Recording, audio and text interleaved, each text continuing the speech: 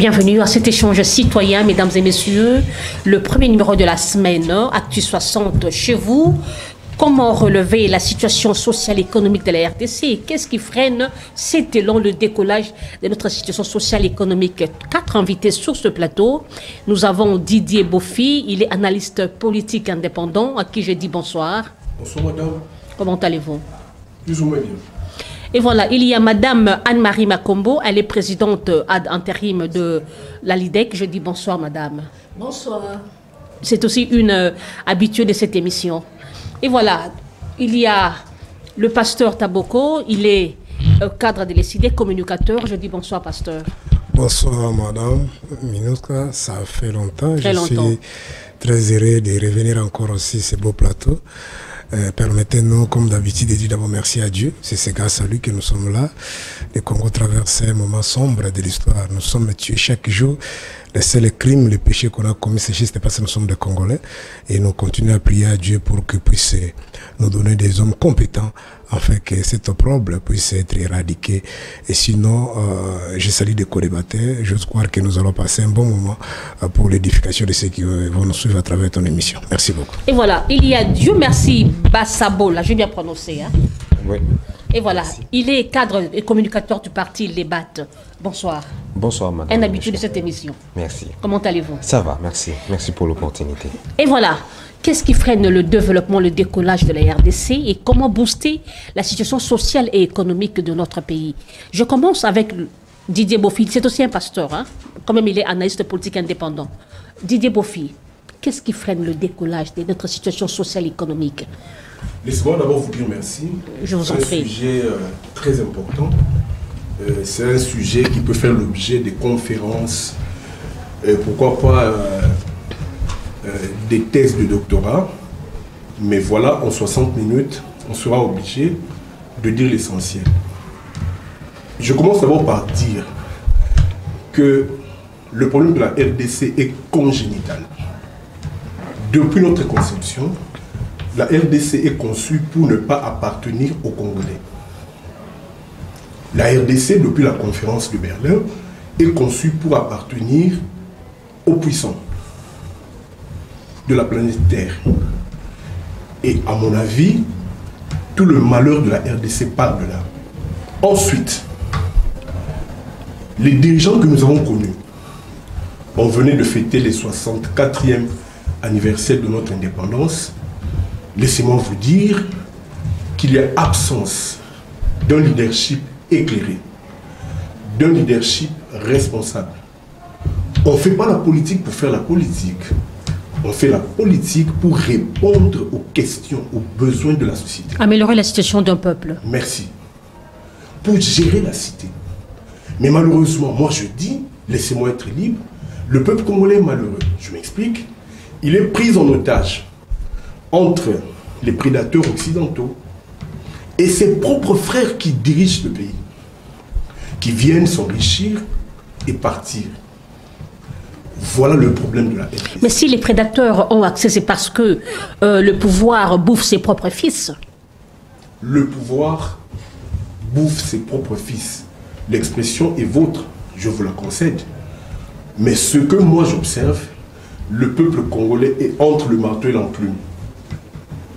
Le peuple congolais, d'une part, martyrisé par ceux qui recherchent le coltan, martyrisé par toutes ces multinationales que vous connaissez mieux que moi, et d'autre part, ses propres frères. Quand ils ne sont pas encore au pouvoir, ils ont de beaux discours. Alors, dès qu'ils accèdent au pouvoir, eh bien, les paradigmes changent. On assiste à tout ce qu'on assiste aujourd'hui. Comment dans un pays, un ministre peut se permettre de détourner, excusez-moi de dire voler, pour permettre à ceux qui nous suivent de comprendre, détourner, ça fait trop scientifique, trop technique, de voler à lui seul 480 millions de dollars, s'il vous plaît. Moi, je n'appelle pas ça détournement. Des sommes faramineuses. J'appelle ça pillage systématique de la RDC. Et ce qui est bizarre, ce qui est malheureux, les mêmes personnes qui font ça, ils quittent un ministère X pour, on appelle ça remaniement, malheureusement, pour se retrouver dans un ministère Y. Je me résume, ça ne marche pas parce que, je l'ai dit, depuis sa conception, le Congo est créé pour ne pas appartenir aux Congolais. Et je m'adresse aux Congolais pour dire, nous fêtons indépendance, mais nous ne sommes pas encore indépendants. Le Mali, le Burkina Faso et d'autres pays nous ont donné un modèle à suivre si nous voulons nous autodéterminer. J'ai dit. Et voilà, je passe la parole à Madame Anne-Marie. Vous avez suivi votre co-débatteur. La même question, qu'est-ce qui freine le décollage de la situation sociale et économique de la RDC? On ne sait pas. Moi, je ne veux pas trop jeter la balle à l'extérieur, bien que l'insécurité joue un très grand rôle. Quand il y a l'insécurité, il n'y a pas moyen qu'un pays puisse bien se développer. Effectivement. On prend le cas de l'Est, ce qui se passe à l'Est de notre pays. Même dans nos grandes villes, les phénomènes Kuluna prennent de plus en plus de l'ampleur. Mais moi, je dirais aussi, c'est le programme que met en place le gouvernement. Par exemple, c'est l'agriculture c'est vraiment une grande source de revenus. Mais malheureusement, nous sentons que l'agriculture est négligée. On est tous braqués sur les mines, les minerais. Voilà, alors que ça a beaucoup comment ça va changer la vie de la population, l'agriculture et l'administration. Et par exemple, l'administration, elle est vraiment inefficace. Et nous voyons par exemple les routes, les infrastructures routières, les routes de dessert agricole, le peu qu'on puisse faire dans l'agriculture, on a du mal à évacuer cela. Et on libère de l'argent pour les routes. On voit même du temps de Kabila. J'aime bien parler de ma région Mbujimaï-Kassai et Mbujimaï-Kabinda. L'argent a été libéré pour que la route puisse être praticable. Ben, on a bouffé l'argent. On a tout simplement bouffé l'argent, comme disait mon combatteur, si je peux l'appeler ainsi. Que l'argent est volé. Et il y a l'impunité, on ne sévit pas. Donc il y a toute une organisation qui doit être reprise. Mais vous ne voyez pas que, Madame Anne-Marie, vous êtes présidente d'un parti, un grand parti politique qui est membre de l'Union sacrée, mais ce que nous voyons aujourd'hui, c'est les contraires.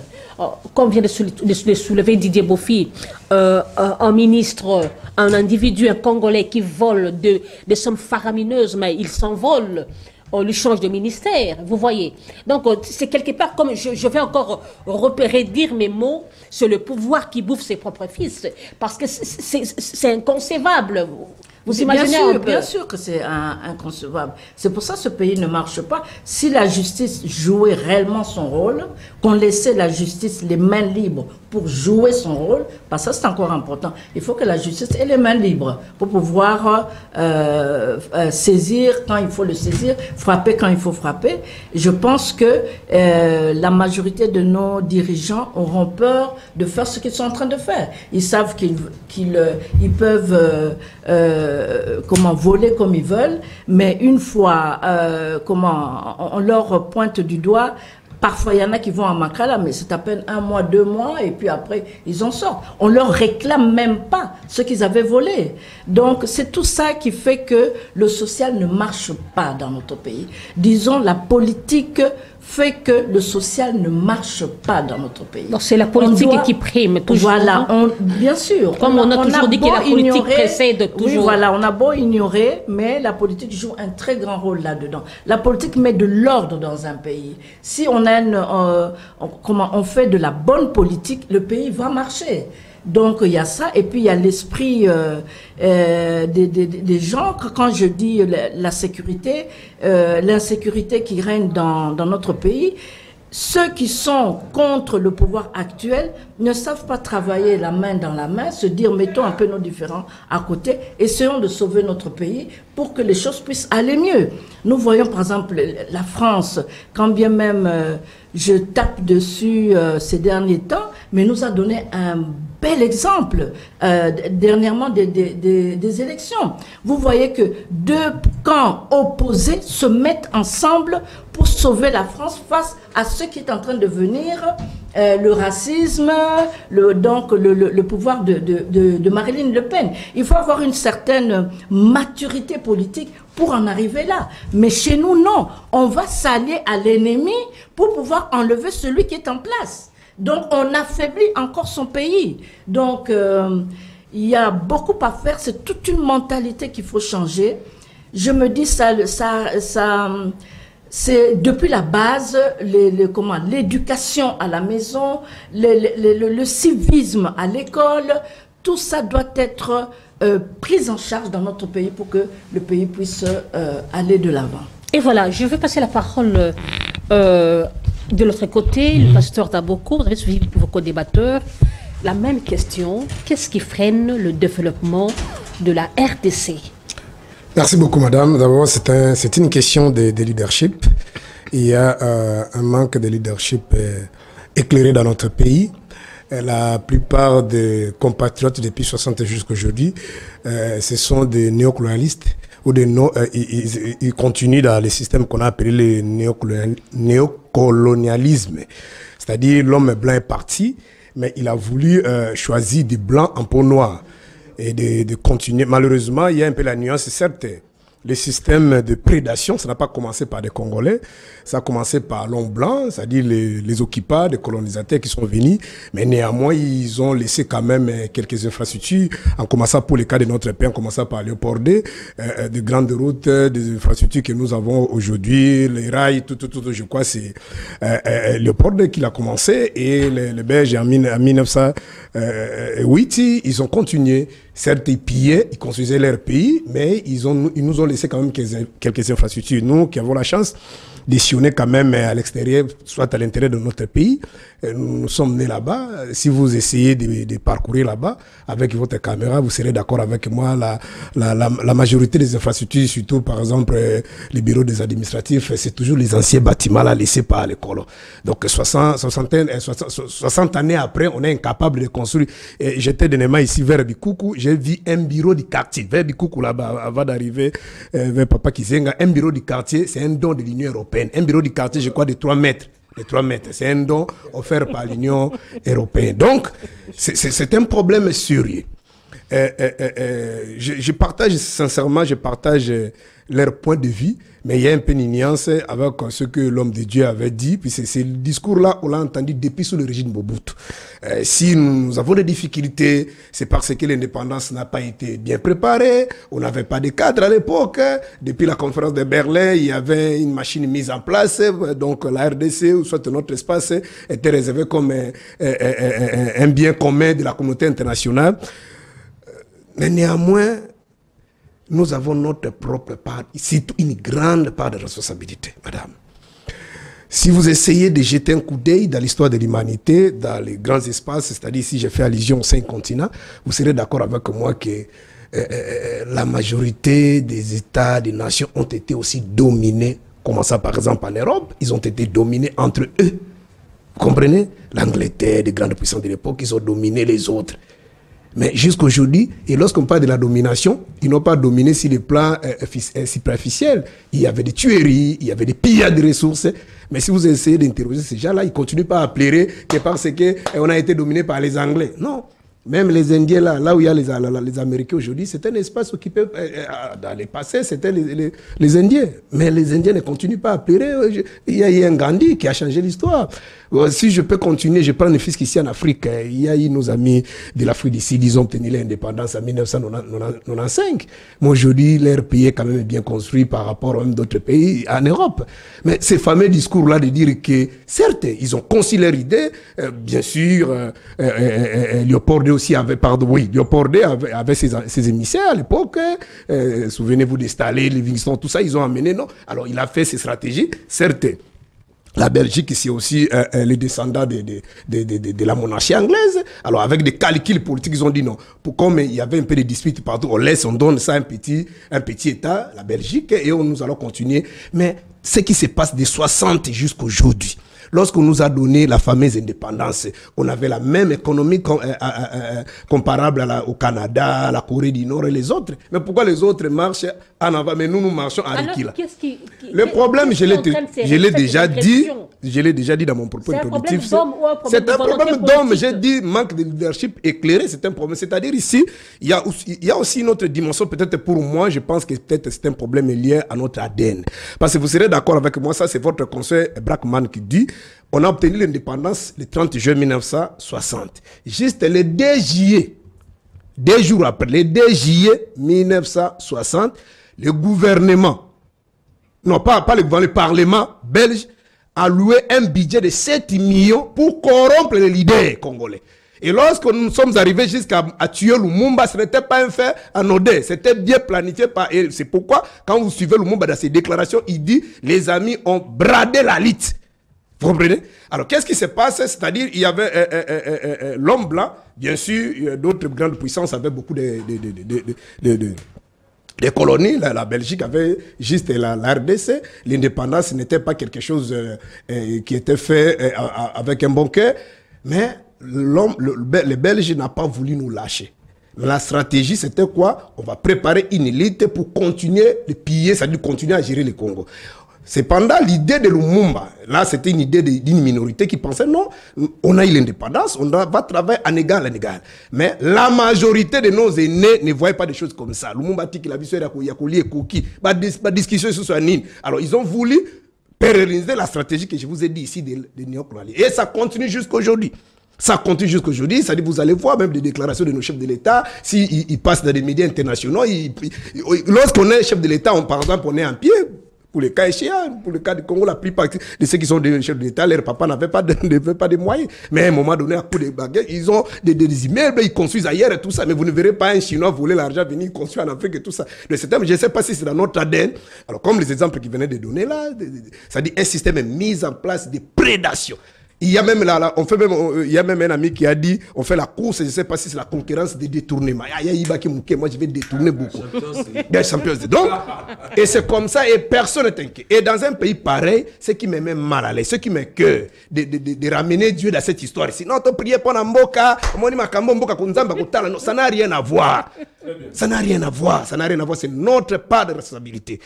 Aujourd'hui, Kagame et Museveni, on doit dire des choses vraies. Ils sont devenus je ne sais pas, on manque même des mots pour conseiller ces gens-là. Mais la vérité, c'est quoi? Mais c'est depuis, je crois, maman ne peut pas nous contredire, c'est depuis sous la fin du régime de Mobutu que le politicien congolais ont commencé, ils ont organisé le système de prédation, de prendre nos minéraux, d'aller vendre là-bas, Donc, vous voyez, ça n'a pas commencé sous le régime de Félix, ça a commencé là-bas. C'est de la FDEC, quand ils sont venus, ils ont maintenant officialisé ça. Même les gens de la MONUSCO, ils ont compris. Parce qu'on va vous dire, par exemple, Kagame est en train de piller l'Est. Maintenant, les minéraux du Katang, qui pissent ça? Est-ce que vous connaissez ce que les minéraux du Katang gérés dans les trésors publics? Merci. Donc, c'est un système de prédation. Et c'est pourquoi, pour terminer, vous avez suivi Kabouya, qui a dit on a ravi les carrés miniers de Konenanga, on a ravi les carrés miniers de Kabound. C'est ce qui pousse ces gens-là de se révolter. Maintenant, s'ils ont acquis ça de la manière transparente, mais pourquoi vous nous avez amené l'état de droit? Pourquoi vous allez ravir ça? Alors, si vous avez ravi, en d'autres termes, ils ont acquis ça de la manière floue. Maintenant, donc c'est compliqué. Et aujourd'hui, Kagame et Museveni, ils ont compris que ce sont des aventuriers. Alors, on va continuer depuis 1996 jusqu'à aujourd'hui. Ils alimentent les rébellions. Pourquoi? Parce que nous-mêmes, nous donnons à ces gens-là les éléments de langage. C'est-à-dire, je peux vous dire, plus de 90% de la classe politique, la classe dirigeante aujourd'hui, sont passés sous les mains de Kagame et de Museveni. Merci. Je termine, puisque maman a soulevé quelque chose. Pourquoi nous donnons le front aux ennemis? Mais il faut poser la question. Pourquoi Nanga va aller se jeter de l'autre côté? Pourquoi les Bemba, même personnellement, Papa Tshisekedi aussi a signé les accords là-bas? Pourquoi nous quittons ici? Parce que sur le plan interne, l'exposé des motifs de notre constitution dit ceci. Si le Congo ne marche pas, parmi les mots qui font que le Congo n'aille pas de l'avant, notamment, c'est l'illégitimité des animateurs des institutions. Lorsque ceux qui prennent le pouvoir prennent ça de la manière non démocratique et on n'a pas d'autre choix, les esprits faibles aillent de l'autre côté, prendre des armes, tuer des Congolais, parce que ceux qui sont là, ils écoutent que les rapports de force en termes des armes. Si vous amenez dans la démocratie comme Fayoulou, on va se moquer de vous pour opposition à péter, tous là-bas. Merci beaucoup. Dieu merci, vous avez suivi vos propres débatteurs. La même question, qu'est-ce qui freine le décollage de notre situation sociale et économique? Je suis honoré de prendre la parole, la dernière personne, parce que ça m'a donné les éléments de réflexion. Une bonne chose, bon, et je suis très content que nous parlons tous le même langage. Et si on parle Congo, que nous soyons, moi je suis de l'opposition, Maman a relevé des éléments très importants. Donc ils ont essayé de tout balayer, mais je vais faire un effort. Moi je vais aller dans le fond du problème et comment on peut trouver tout ça. Parce que ici on a parlé de comment relever la situation. Moi je crois que les vrais problèmes c'est les systèmes politiques. Nous sommes dans un système politique où la nécessité, il faut changer ces systèmes de manière totale. En commençant par le président de la République et changer même les agents de l'administration. Pourquoi je dis ça? Il y a un système bien assis, bien établi.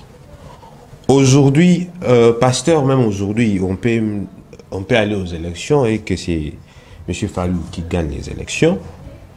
Mais si nous avons le même système, avec les mêmes prédateurs, vous serez très étonné que nous ne portons pas des résultats.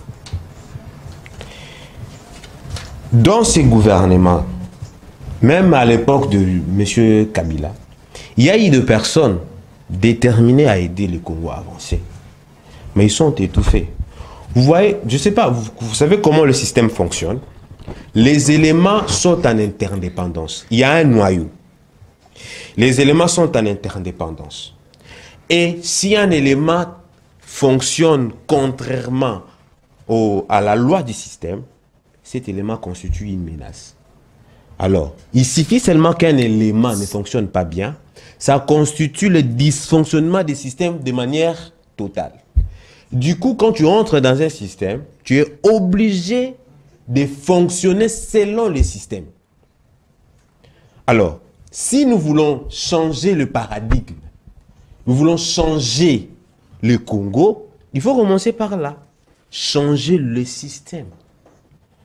Un système que si il faut maintenant mener des recherches, la source depuis l'indépendance, parce que ici, quand Papa Didier a dit que le problème du Congo est congénital, c'est vrai.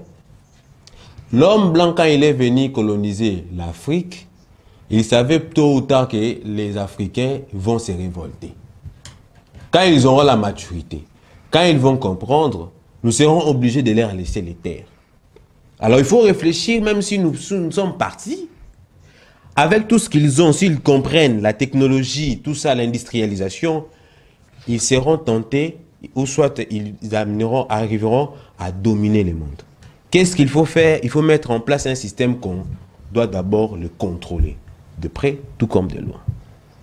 Alors, il faut dompter leurs dirigeants, leur présenter la richesse, tous les avantages possibles, et ils ne vont pas se fixer sur l'essentiel, sur la priorité. Ils vont voir leur... Alors, j'ai déjà répondu à la question, qu'est-ce qui fait que ça ne marche pas, c'est les systèmes? Et comment arriver, comment nous libérer de ces mal? Il faut investir sur la population. Investir comment? La population n'est pas informée que c'est lui qui détient le pouvoir. C'est lui le détenteur du pouvoir. La population, pour lui, il attend que le dirigeant fasse quelque chose.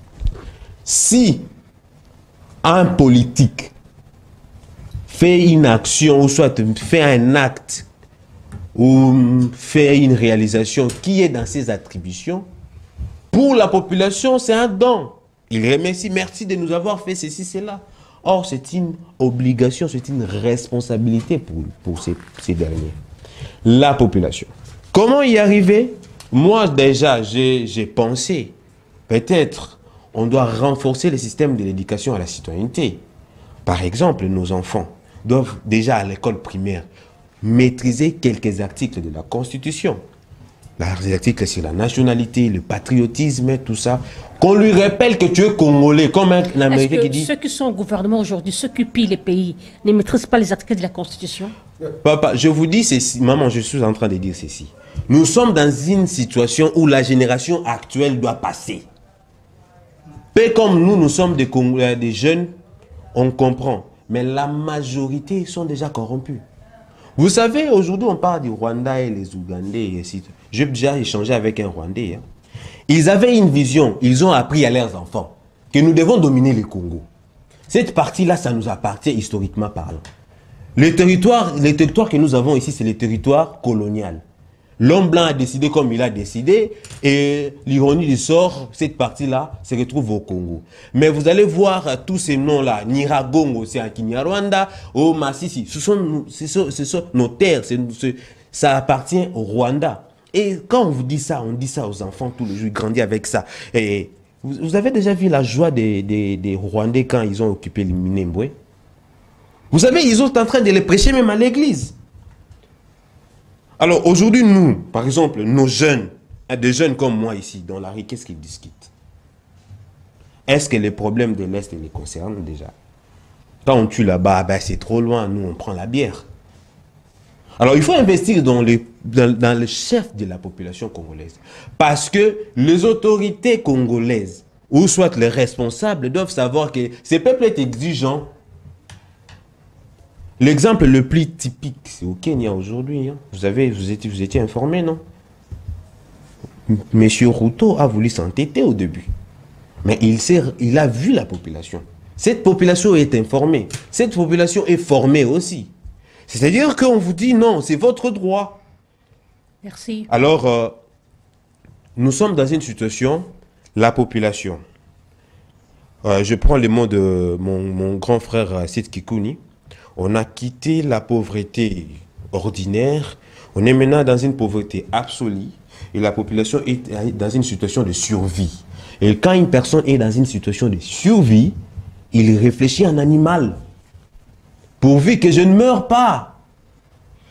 Et ça me regarde, ça ne me concerne pas. Bon, bazo détourner bon, bango bazalaka mi bon, yo landa ba politicien bazalaka bon, donc ça devient passif. Or, nous devons enseigner à notre population. Si nous enseignons à nos enfants. Merci. Ceux qui bino déjà, et comme Okende, enseignons aux autres. Nous devons préparer la population parce que demain, ce sera encore pire. Si nous passons notre temps dans la distraction, ils vont venir cette fois-ci nous coloniser. Même nos frères de l'Afrique, ils vont venir nous coloniser. Nous resterons dans la pauvreté et nous allons souffrir. Et voilà, comment booster notre situation sociale et économique? Que faire? Quels sont les mécanismes à mettre sur pied? Madame Angèle Makombo. Madame Anne-Marie Makombo. Oh, Madame Anne-Marie Makombo. Angèle Makombo, c'est l'autorité morale. Oui, vous dites?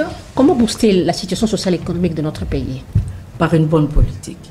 Dire que, par exemple, comme notre ami dit... le système, quand on est dans le système, on est obligé d'être avec, de fonctionner comme, oui, de faire avec. Non, là, je ne suis pas du tout d'accord.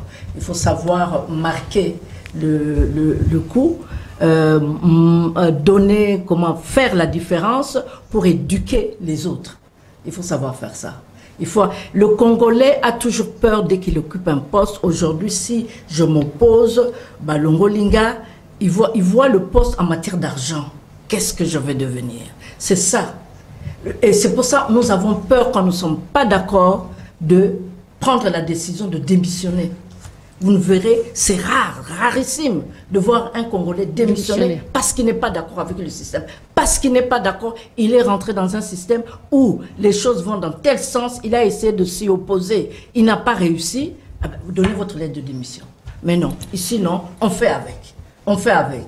Donc, c'est cette mentalité-là qu'on doit absolument changer. Je ne fatiguerai pas le public aujourd'hui en donnant mon exemple. Moi, j'ai eu à être député pendant la transition.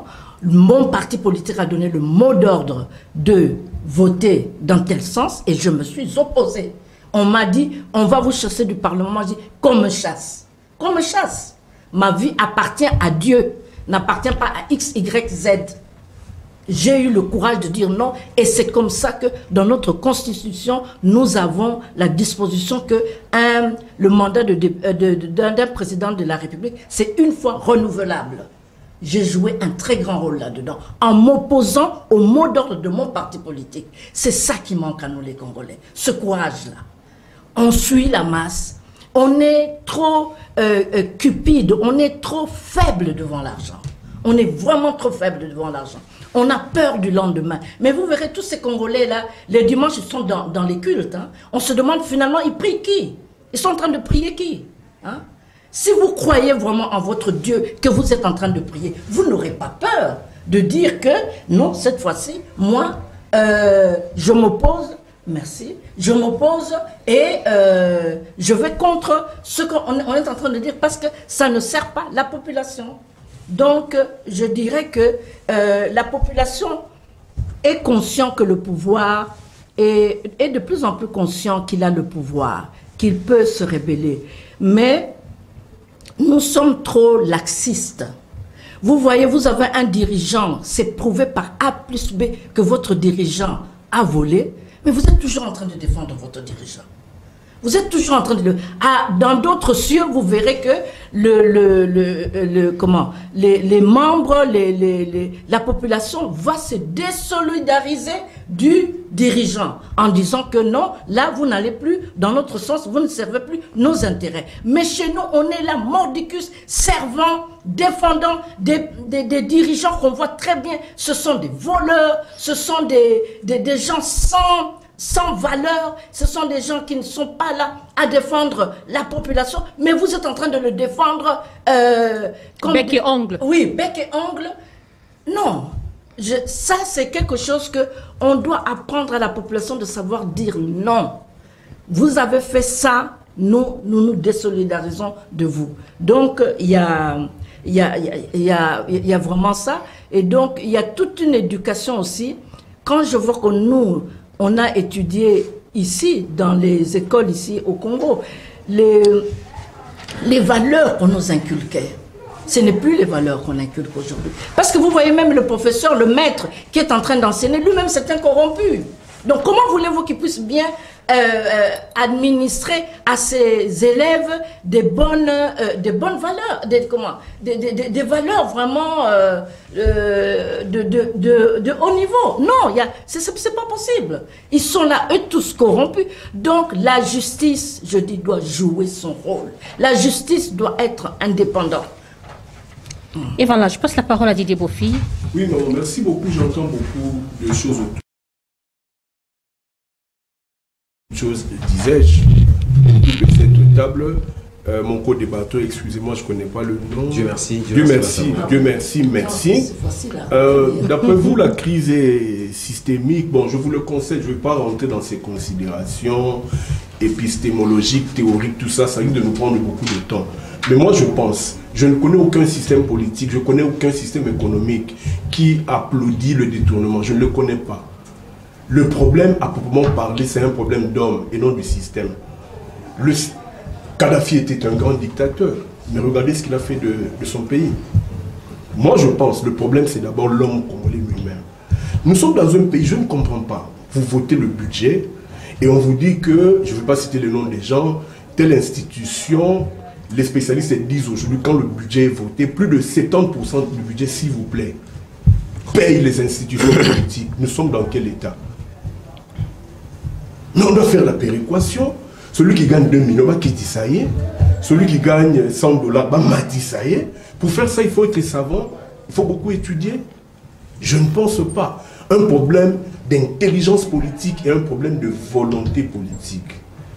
Et tant qu'on n'aura pas ça, ça sera vraiment compliqué. Et aussi, nous parlons comment booster l'économie de la RDC. J'ai suivi le programme d'action de la première ministre. J'ai été content. Je l'applaudis avec mes 2 mains. Elle dit, il faut diversifier l'économie. Je crois que cette fois-ci, ça ne doit pas être un 20 mots. N'est-ce pas? Les spécialistes nous disent que nous avons 80 millions, s'il vous plaît. 80 millions de terres arables, 4 millions de terres irrégulières. Aujourd'hui, je suis initiateur d'une ONG agricole. Qui interdit aux Congolais de faire l'agriculture? L'État lui-même n'est pas aussi chez nous, c'est un problème initiateur de l'agriculture. C'est ça le comble. On n'a pas de banques agricoles. Le leader doit donner le mot d'ordre. Qui nous a interdit de faire le champ?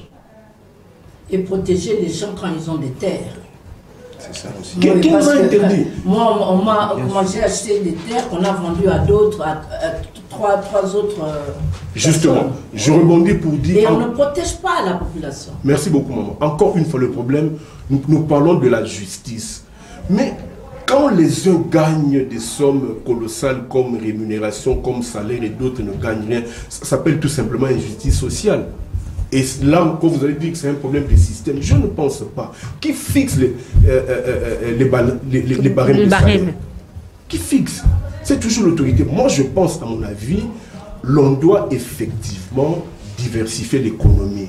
La RDC est un pays, est une nation à vocation agricole. Nous pouvons nourrir toute la famille, nous pouvons devenir une puissance agricole et nous aurons des devises comme ça ne sera pas permis. Qu'on fasse l'agriculture. Moi, j'ai fait le premier pas. Je vous invite. Nos bureaux se trouvent quelque part. Si venez voir ce que nous faisons. J'ai appris que pour produire la pastèque, par exemple, ça ne prend que 3 mois. Et les Congolais ne peuvent pas faire ça. Pour nourrir un porc, ça prend combien de temps? Parce que quand on parle d'agriculture, finalement, il n'y a pas que la production végétale. Il y a aussi la production animale. Qui nous interdit de faire ça? Diversifions l'économie, faisons la péréquation. Donc, qui ça va salaire, il y a pas tout. Voilà. La réduction des trains de vie. Bon. Depuis Kabila, Mobutu parlait de ça, Kabila parlait de ça, aujourd'hui le président actuel en parle. Moi j'ai peur, est-ce qu'ils vont vraiment... Avez-vous déjà vu quelqu'un qui est assis sur une mine d'or, Bobissé Longwa, pas Longwa facilement? C'est ça le problème. Voilà pourquoi quand on sera au niveau de donner des solutions, moi j'ai une solution magique pour ce pays.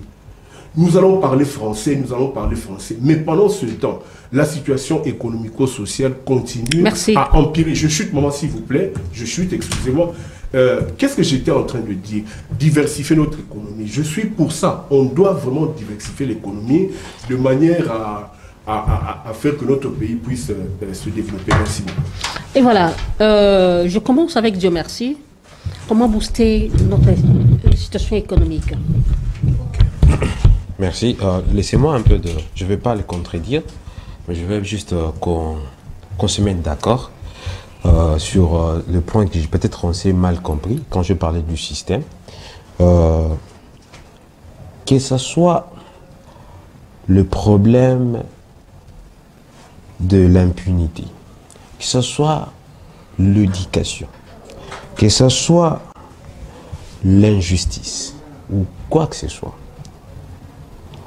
Tout tourne autour du système.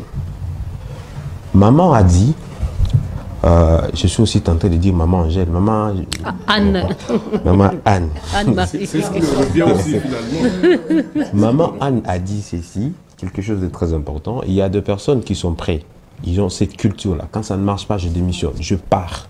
Je ne perds de personne. Mais cette catégorie de personnes ne constitue qu'un poignet.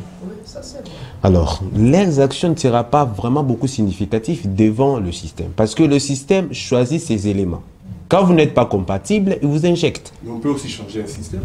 C'est ça. Et comment changer Alors vous me rejoignez. J'ai la recette magique. Non, je dis dès d'abord, le problème n'est pas d'abord systémique. Le problème, c'est d'abord un problème de leadership, un problème d'homme. Les problèmes d'homme, c'est la conception.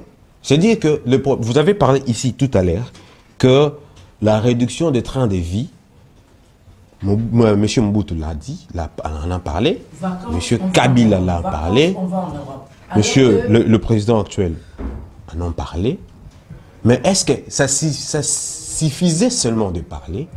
Est-ce qu'on ne pouvait pas passer à l'action? Pour preuve, aujourd'hui, M. Félix Tshisekedi, il a le contrôle presque de toutes les institutions politiques. On peut dire on peut ici faire la politique, dire oh non, il y a la séparation du pouvoir, mais dans le fond, il donne des injonctions, il donne des impulsions, il donne sa volonté, il dit ceci, cela. Et puis, mais je dis dans le fond, parce que nous, on est des politiques. Je ne veux pas passer ici, essayer de mentir à la population.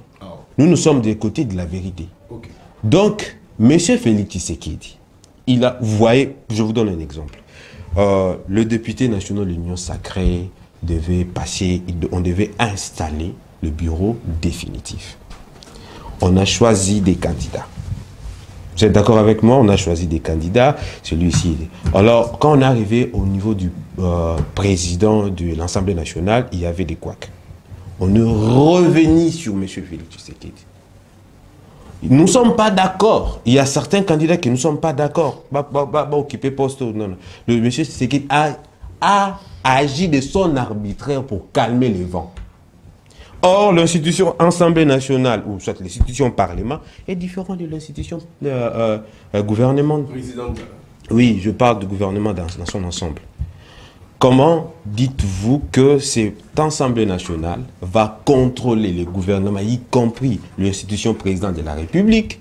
Le Parlement ne contrôle pas le président.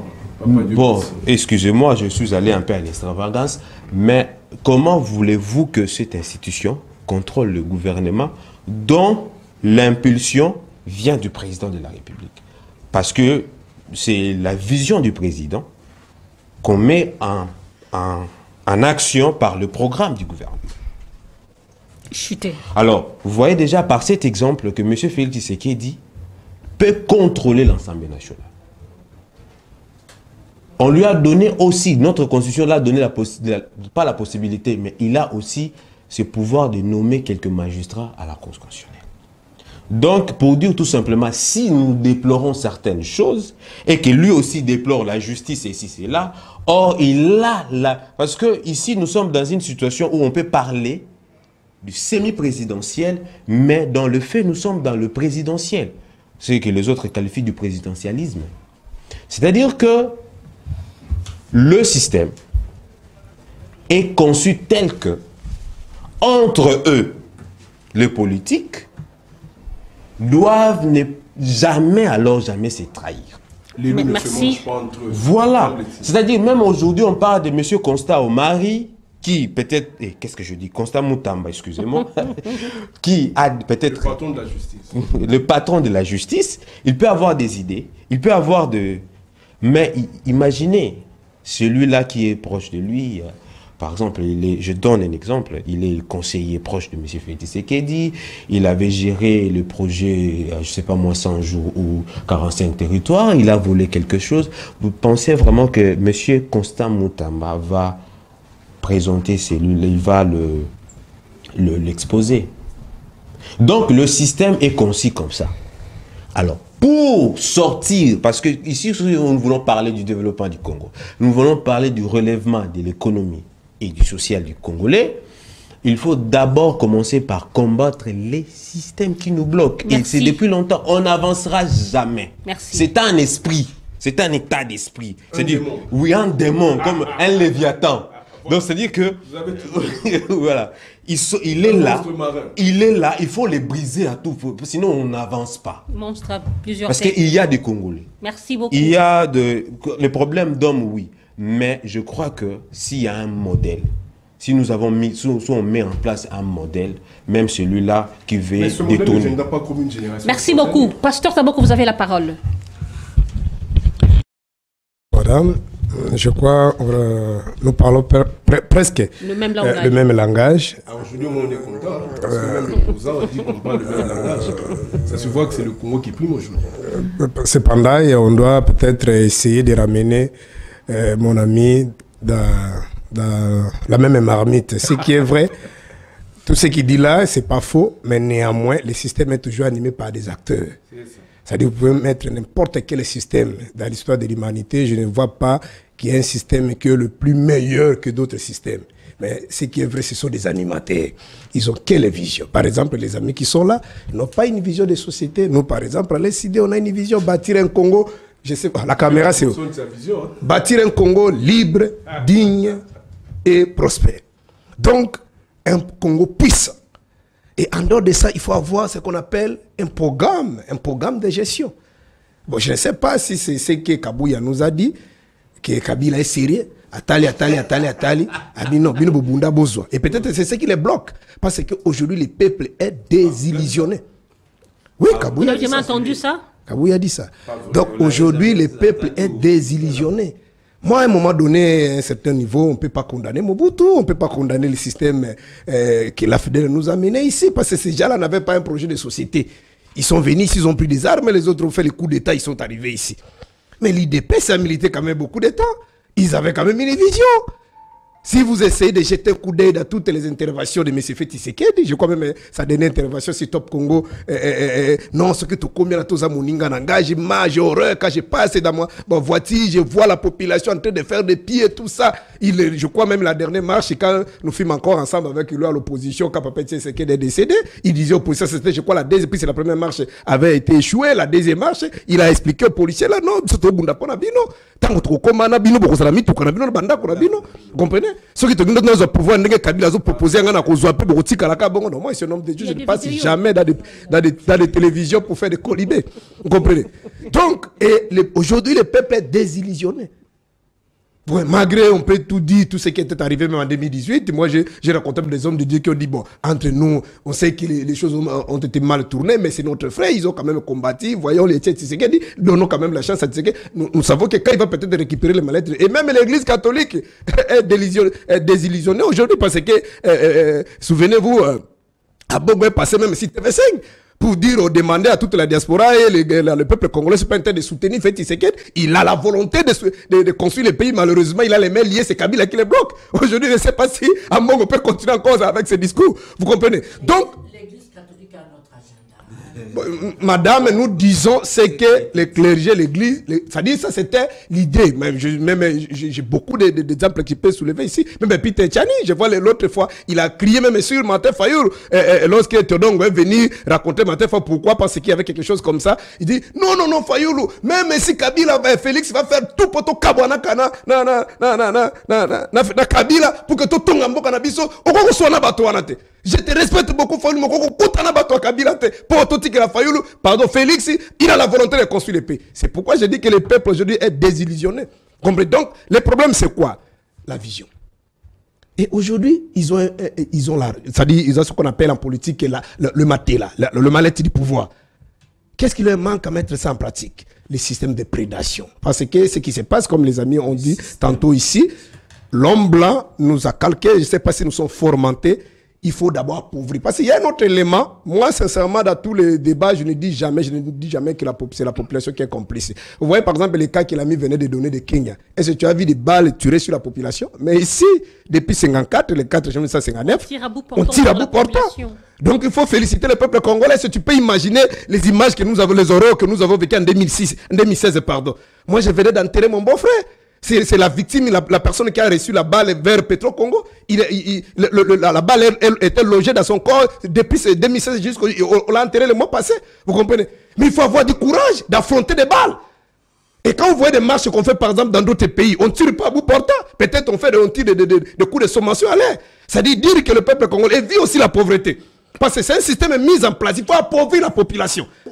Et quand on sort le matin, nous sommes. C'est-à-dire, chaque Congolais, le matin, quand il se réveille, il fait même la prière si il a un peu à manger. Vous comprenez? Nous avons des compatriotes il a l'argent dans sa poche, il quitte Kingasani pour attraper les transports sur ma tête. On prie pour des choses. Vous comprenez? Des choses inutiles. Et ceux qui sont au pouvoir, ils savent que Congolais vont marcher les lots, mais 3 jours au cocaté. Moi, ça vous bien papa, nini, bana balete, likamonini. Makaba politique, nous reconnaissons. Vous comprenez? Ça dit c'est comme ça. Donc il faut appauvrir la population. C'est bien réfléchi. Comprenez? Donc moi je ne pense pas que la population est naïve. Imaginez en 2018 par exemple. Kabila avait des moyens. C'est-à-dire on a mis à la disposition des Chadari et tout. Mais vous avez vu comment le peuple a voté Martin Fayoul. Vous avez vu comment la population affrontait même Koné-Nang. Je vois les images à Kingaboua. Tout ce qui est boutiqué, Fayoul ou rien. Donc le peuple est déterminé. En 2016 c'est la même chose. Mais récemment en 2019, comment le peuple a voté aussi Tshisekedi? Non. Quand vous parlez en 2023. Non, maman, avec tout, je vous en prie, avec tous les respects, je crois, permettez-moi, je puisse quand même me clôturer. Je vous en prie, madame. Même en 2006, Kabila a été aussi choisi par d'autres Congolais. Mais la réalité, c'est que c'est Bemba qui avait gagné. En 2011 aussi, Kabila aussi avait eu quelques gens qui l'ont voté. Mais tiens, Tshisekedi. Je vous en prie, en 2023, on a distribué des machines en violation de la Constitution, en violation de la loi électorale. Nulle part, on dit qu'on doit organiser les élections pendant une semaine. Donc, on a donné des machines aux gens de voter ça. Ça avec tout le respect, surtout à vous voyez, madame, il ne faut même pas parler ça des élections. Ça, c'est n'importe quoi. C'est un simulacre. Donc, si les gens se plaisent, surtout comme vous avez révélé là que nous sommes des chrétiens, on peut même pas. Ça peut même pas passer dans notre tête. C'est une honte. Vous voyez pas ce qui se vient de passer, pardon, ce qu'on vient de faire au Sénégal. C'est un jeune. Moi, aujourd'hui, je suis plus vieux que le président sénégalais. Mais il est respecté par tout le monde. Mais ici, voilà ce qui se passe. Même ceux qui étaient aux élections, Mamba était aux élections. Vous avez suivi ces déclarations. Kioba Salana, c'est n'importe quoi, c'était pas élection. Donc, nous voulons un nouveau Congo. Avec cette façon de faire des choses, nous risquerons un jour de devenir des esclaves. Et ces pays-ci, bon, je ne sais pas. Merci. Donc, madame, c'est un problème. Par exemple, pour terminer, nous, à part, parce qu'on n'a pas encore l'impérium, nous avons un programme. Nous avons, parce qu'on peut tout parler comme un pasteur venait de dire ici, l'agriculture. Mais, les partis politiques ont un programme. Je vous en prie. Non, il y a les autres qui partent dans les internets, on voit quelque chose comme ça, on copie. Mais ça, c'est bien réfléchi. On était là chaque jour réfléchi. Merci. Je vous en prie, madame. Je vous en prie. Vous m'avez embrouillé, vous n'avez pas voulu que je puisse terminer. Je n'ai pas dit, je n'ai pas nommé notamment les gens ici que non, moi j'ai dit pour notre cas. Vous comprenez? Donc, par exemple, nous avons les prérequis. Parce qu'on ne peut pas parler d'un quelconque développement dans un pays où il y a de l'insécurité. Un investisseur sérieux ne viendra pas mettre son argent par quelques Indo-Pakistanais qui coopèrent avec des politiciens. Et on leur donne des policiers pour les sécuriser.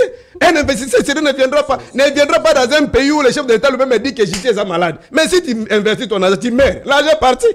Donc, les gens sérieux ne viendront pas, madame. Donc, nous, d'abord, c'est la sécurité et la pacification totale. Nous avons deuxièmement, c'est l'état des droits et la légitimité des institutions. Aujourd'hui, même la culture de payer des taxes, c'est un problème. Quand tu vois un agent de l'État qui se présente devant vous, vous comprenez? Parce qu'on sait que quand tu vas payer, le soir, c'est le gouverneur qui va appeler un musicien, il va donner peut-être 500 000 $. Tout ça. Nous sommes arrivés à la fin de l'émission. Je donne 30 secondes à chacun comme piste de solution, s'il vous plaît. Soyez précis et concis.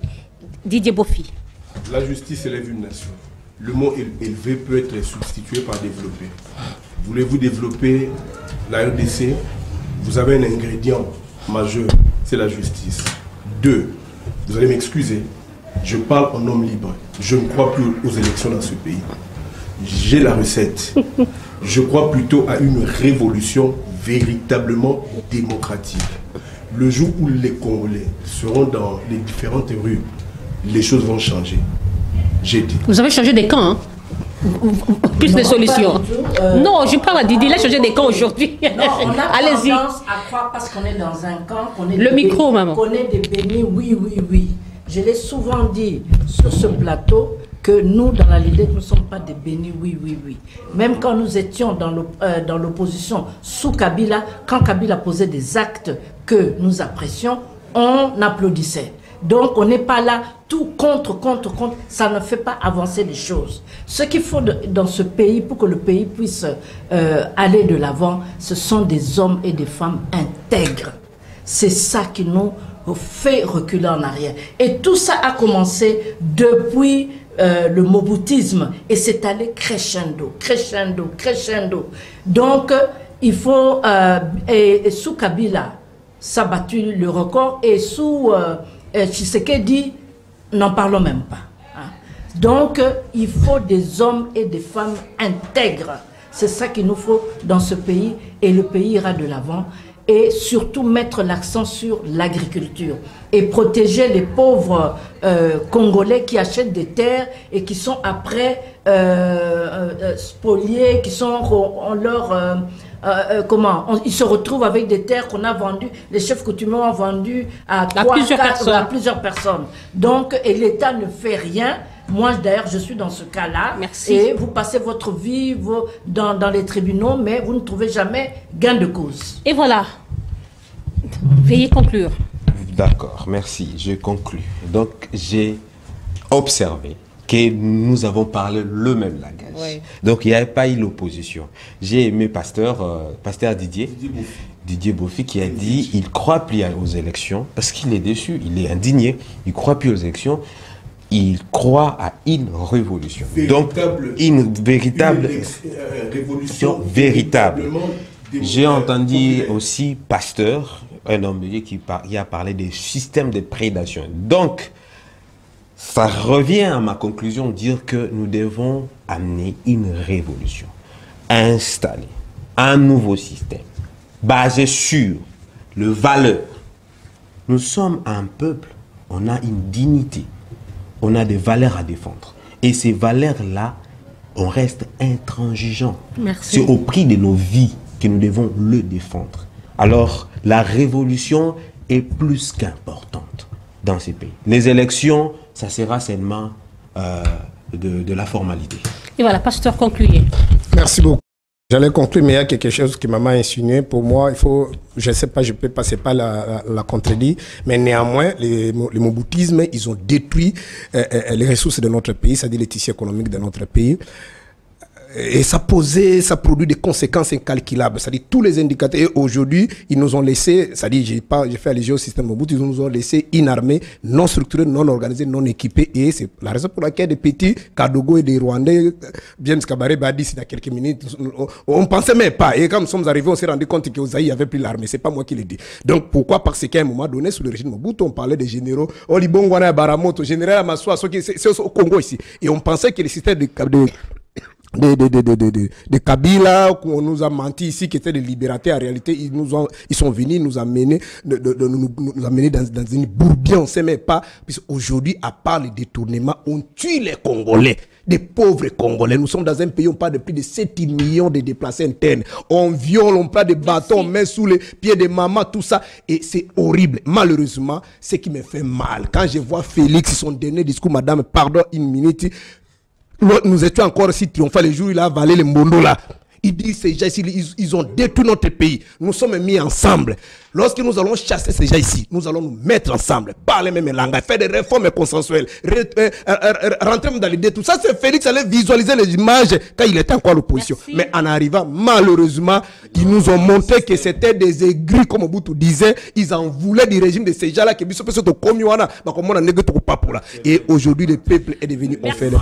Donc, que l'Éternel Dieu, nous avons besoin des hommes compétents comme des Martin Fayol qui ont des valeurs, des surtout intègres. Et voilà, c'était ça un échange citoyen. On a parlé sur le développement de la RDC, comment booster le système socio-économique de notre pays. Nous avions reçu Didier Bofi. Merci. Dieu merci, Bassaboula, merci. Pasteur Taboko, merci à vous. Merci à Laïte Moutonjo, merci à Patient Goïn. Que Dieu bénisse la RDC, que Dieu protège nos FARDC et que Dieu garde son peuple. Au revoir, Inch'Allah.